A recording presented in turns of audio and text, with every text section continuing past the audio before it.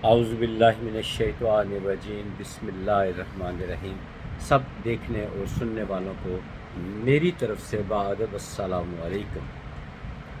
میں توقع کرتا ہوں کہ آپ جواب میں وعلیکم السلام کہتے ہوں گے، ضرور کہا کریں۔ یہ دعاؤں کا تبادلہ ہے، میں بار بار ذکر کرتا ہوں کہ یہ آسان سی ایک دعا ہے جو ہم دو مسلمان ایک دوسرے کے ساتھ دعاؤں کا تبادلہ کرتے ہیں۔ خیر، میں ایک چیز پوائنٹ آؤٹ کرنا چاہتا ہوں۔ میری ریکویسٹ ہے کوئی اس کو پرسنل یا سیاسی نہ لے۔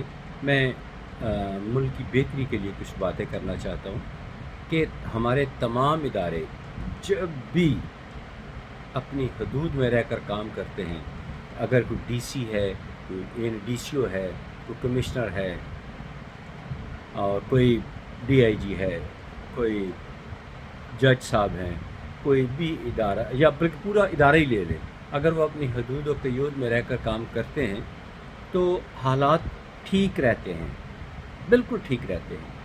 مشکلات تو آتی ہیں، لیکن اگر ادارے ٹھیک کام کر رہے ہیں تو مشکلات سے آسانی سے گزرا جاتا ہے، ورنہ مشکلات جو نہیں بھی آنی ہوتی وہ بھی آ جاتی ہیں۔ میں آپ کو بتاتا ہوں کہ 1965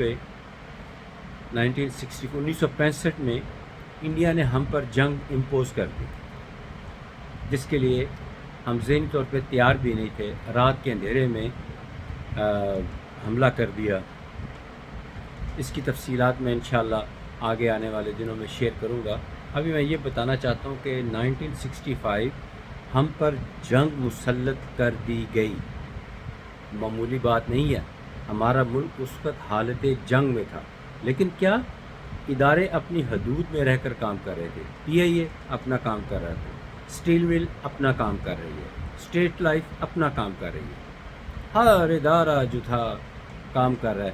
چونکہ جنگ لگی، یہ کام فوج کا تھا، فوج نے اپنی ذمہ داری نبھائی اور کمال کی نبھائی، کمال کا کردار تھا۔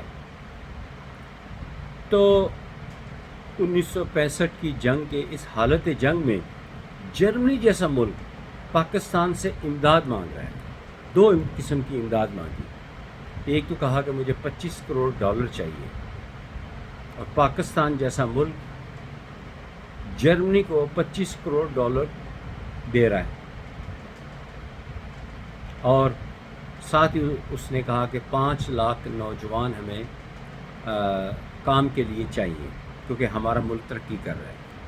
تو اس وقت کے ہمارے جو صدر پاکستان تھے فیلڈ مارشل محمد ایوب خان، انہوں نے واضح طور پہ کہا کہ آپ کی ایک شرط تو ہم نے پوری کر دی ہے، لیکن ہم بھی تو اب گرو کر رہے ہیں، ترقی کر رہے ہیں، تو ہمارے لیے ممکن نہیں کہ ہم آپ کو اپنے نوجوان 5 لاکھ آپ کو دے سکیں۔ تو پاکستان نے نہیں دیے، ڈیم بھی بن گیا۔ وہ وجہ یہ تھی کہ ہر ادارہ اپنا کام کر رہا ہے۔ جنگ لگی ہے، وہ فوج اپنی ذمہ داریاں نبھا رہی ہیں، عدلیہ اپنا کام کر رہی ہے، باقی محکمہ تعلیم اپنا کام کر رہا ہے، محکمہ صحت اپنا کام کر رہے ہیں، اور کام چل رہا۔ ملک اپنی جگہ پہ تھا، ٹھیک ہے۔ پریشانی آئی، پاکستان کی فوج نے دشمن کے دانت کھٹے کیے، اور یو این او انوالو ہوا، انڈیا بلاتا ہوا وہاں گیا، اور پاکستان نے ان کی پھر جان چھوڑی، ورنہ پاکستان نے گریبان سے پکڑ لیا ہوا تھا، بہت سارے علاقوں پہ قبضہ بھی کر لیا ہوا تھا۔ پاکستان نے حملہ نہیں کیا تھا، انہوں نے کیا تھا۔ بہرحال کیونکہ پھر میں پاکستان کا ذکر آتا ہے تو جذباتی ہو جاتا ہوں۔ تو یہ دیکھیں 65 میں پاکستان اس حالت میں تھا، اور پاکستان نے کیا کر کے دکھایا۔ آتے ہیں آگے 1971، بہت بہت بہت مشکل وقت تھا، جنگ بھی تھی، غدار بھی تھے،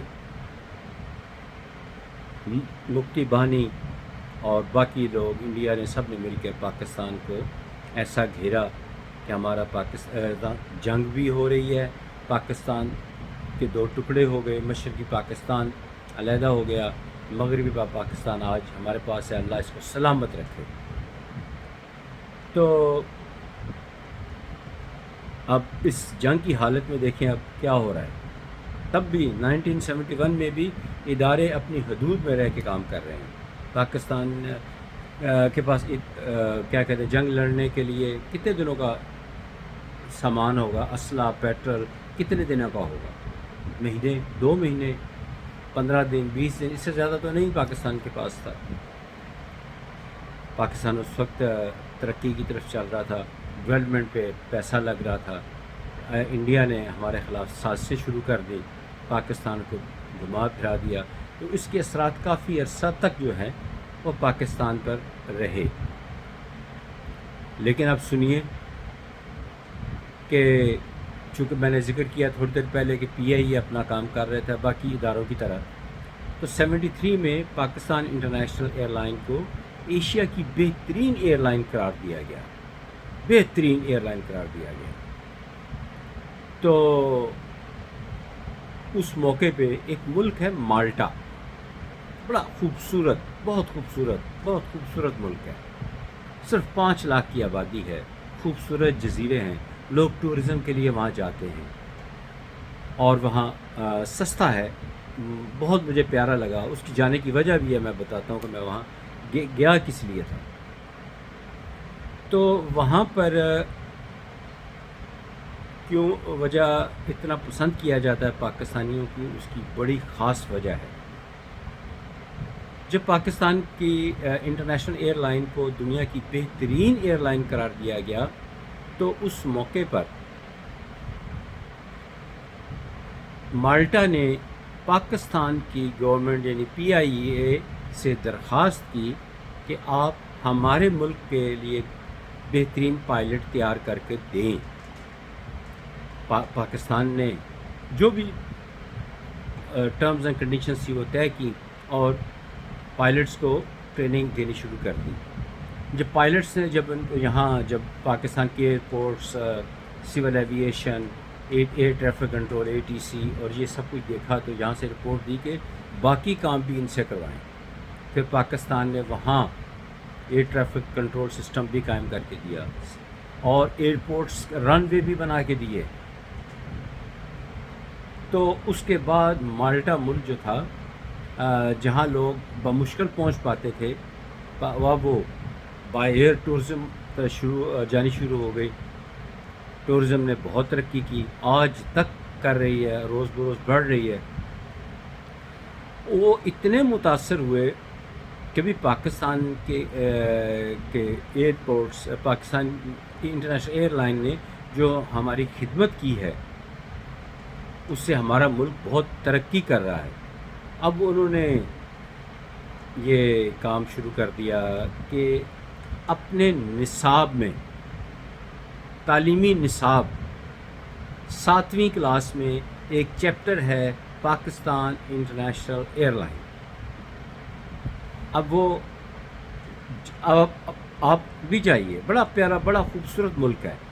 آپ صرف اتنا بتا دیں کہ میں پاکستان سے آیا ہوں، 99% یہ مجھے یقین ہے کہ وہ آپ کو اپنے گھر لے کر جائیں گے. اس لیے ہاں، بچہ چھوٹا بچہ ہو تو میں کچھ نہیں کہہ سکتا.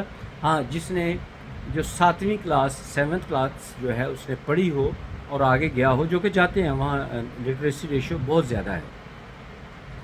تو وہ جو 7ویں کلاس میں پورا ایک کتاب ہے، ایک چیپٹر یا کتاب اس طرح ہے جس میں پی آئی اے پڑھایا جاتا ہے. پاکستان کی تعریف لکھی ہوئی ہے، پاکستان کی انٹرنیشنل ایئر لائن کا پروفیشنلزم لکھا ہوا ہے، اور پاکستان کو وہ اپنا موسن مانتے ہیں. تو وہ آپ کی بے انتہا عزت کریں گے. اب پاکستان سے محبت کا ذکر آیا تو میں کہیں اور چل پڑا.